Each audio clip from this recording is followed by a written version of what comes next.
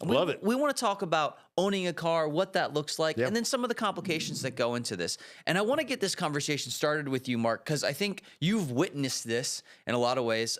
So when I was in high school, I went to auto tech school. Yeah. I spent 2 years in a vocational school during high school because Okay. I like getting my hands dirty. I like working I on do too. stuff. And so I was like, hey, I want to go learn how to fix cars Sure. and repair cars. And obviously, the car maintenance game has changed tremendously over the years. And I don't know how much you've seen this, but everything from replacing your own tires to doing oil changes to Whole new world. repairing your car.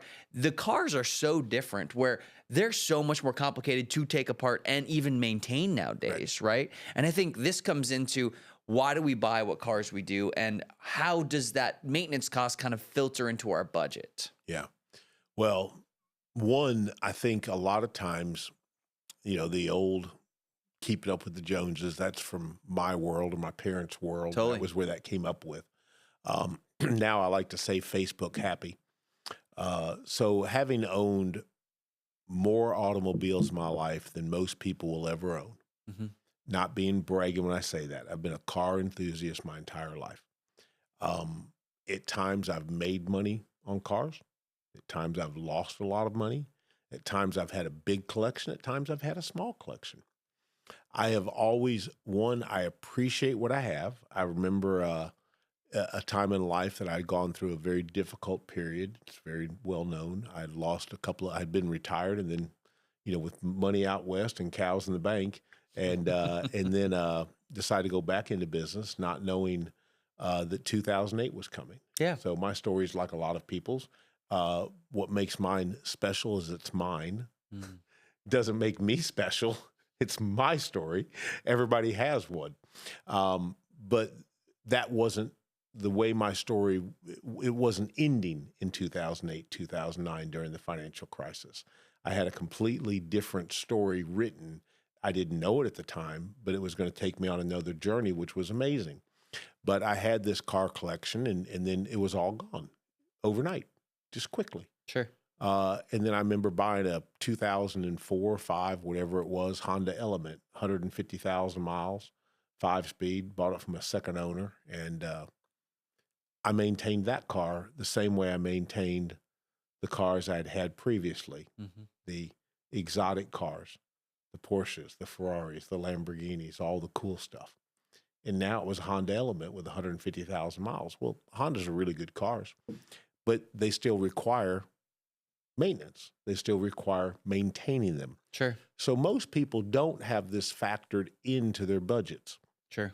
I will tell you that having been with the Dave Ramsey program for many, many years, we're a Dave Ramsey, I don't know, something. Certified advisor firm. Yeah, whatever. Specialist. We go to their or course something. once a month. Yeah, we do all the junk. Yeah. Which is fine. It's all good. But Dave and I disagree on many topics involving wealth management, involving things like we're going to talk about with cars. I remember very clearly wanting to just pick up the phone and call Dave, and I can. I know how to get hold of him, but I didn't. But I was listening to his show one day, and he was advising this woman who had been in the book. She's in the path. She's the baby steps. She was on step number 12, 13, whatever it was, 10. Sure. She was doing a very good job. Single parent, mother of 3. I don't know what that's like. I'm not a mom. And I don't have 3 children that I'm trying to raise by myself. I have a partner in that, Terry, wife of 32 years. So I don't know what that's like. I don't know what it's like to be a single parent with 3 kids. I know she had a tough decision to make. She had saved money. She was out of debt, struggling, but her car had finally expired. Yeah. So she had about $5,000 in an emergency fund, and she had found a used Toyota with a couple 100,000 miles with $3,000. It would take her emergency fund from 5 to 3, plus who knows what it might need. Right? Sure. Okay. So the idea was that she could go do that, or she had found a Kia brand new that she could qualify for the financing on. It would require $600 total down payment, leaving her emergency fund fully funded, basically.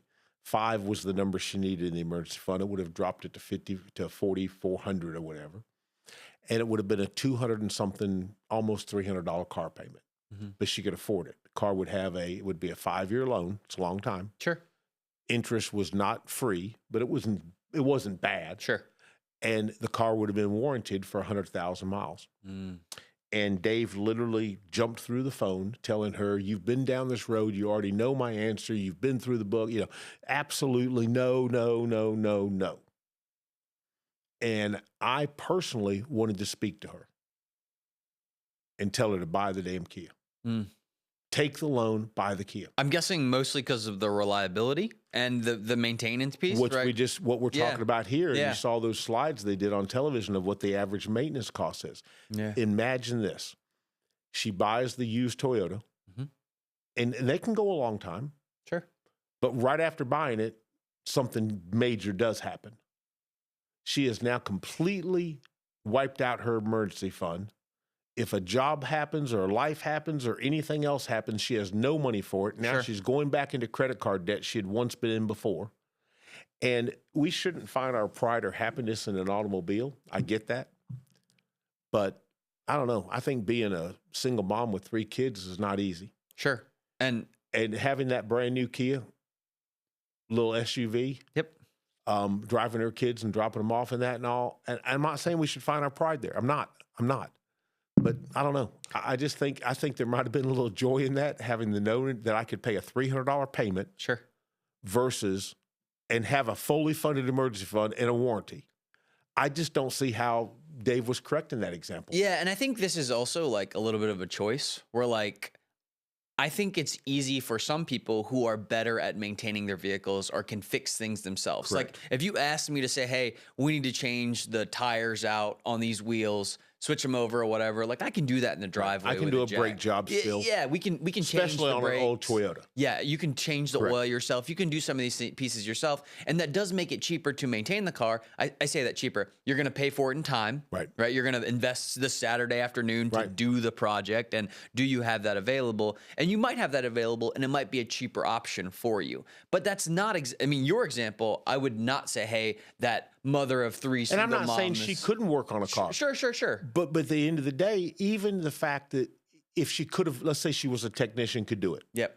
Where does the money come from to buy everything that it might need? Yeah. When you've already depleted your emergency fund to buy the car. Well, and the worst part is you're always going to forget the part that you need to go back and get it at the store. So you're going to have to go 3 times. Yeah, 3 times, right? But the bottom line is, in this segment, what we wanted to get across is buying the correct car Yeah. does help budgeting, does help spending plans. Sure. Certain cars require more maintenance. Listen, I'm a huge Tesla fan. Yeah. I believe that can be one of the least expensive cars you could own. Again, you're on a budget, you're on a tight spending plan and stuff. Getting one of those on a lease or getting one of those on a purchase with the 0% sometimes they offer and stuff like that, and owning it from new Sure. till 4 years, 5 years in, and then disposing of it could be one of the least cost cars you had. Yep. Is it the most enjoyable? Maybe, maybe not. Depends on your preference on things like that. Yep. However, it's not a car, though, that I want to go get 4 years from now, 5 years from now, when it has 80 or 90,000 miles, because I have no idea how to maintain that car. Well, and that's the piece right now is we really don't know because I haven't been on the road long enough. Right. The other interesting piece that I'm seeing more and more people consider is like impaired drivers or people that are a little bit more elderly and using the self-drive on that stuff. Yeah. There's some cool stuff on that side. And Teslas are really easy to maintain on the back end of that. So They that are. we might start Again, seeing some of those but pieces. that's a thing that I want to own new to Yeah, sure. 5 years. Exactly. Maybe. Yeah. And you say, well, Mark, I know a guy that's got 200. I'm not arguing. I'm just saying that when the battery goes, I don't know what that does to your checkbook. Exactly. But it's probably not good. It's not. But a lot of thought needs to go into this when you get to that.